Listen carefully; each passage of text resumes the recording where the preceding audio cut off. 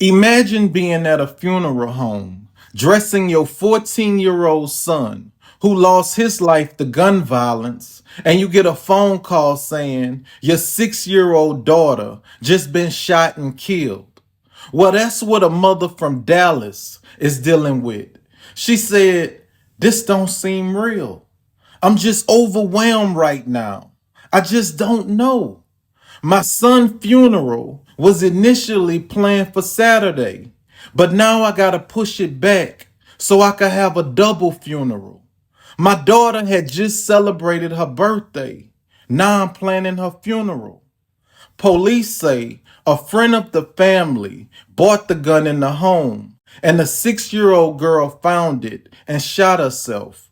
The mother went on to say, "I've known the 19-year-old man who bought the gun in my house for years, and he would have never done anything to hurt my children. He had that gun for protection because him and my son had been receiving threats since the death of my other son."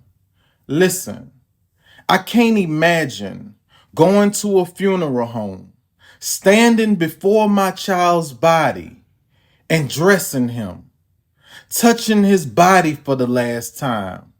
At the rate that we going, black men are gonna be an endangered species, and it won't be nobody to blame but us, because we the one walking around with the guns in our hands.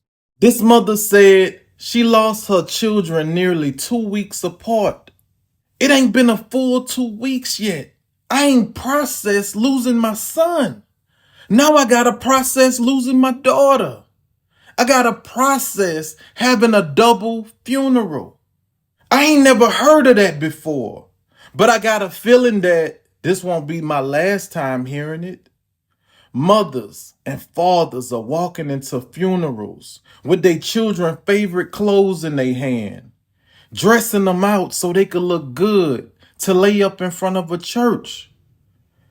Children, if you really love your parents like you say you do, ain't no way in this world you gonna put them through that.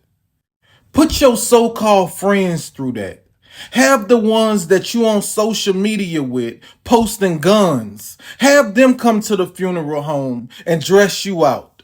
Let them see your lifeless body. Let them feel how cold you is to the touch. Let them do that. It might change the way that they choose to live their life out here. But don't put your parents through that. They deserve more than that.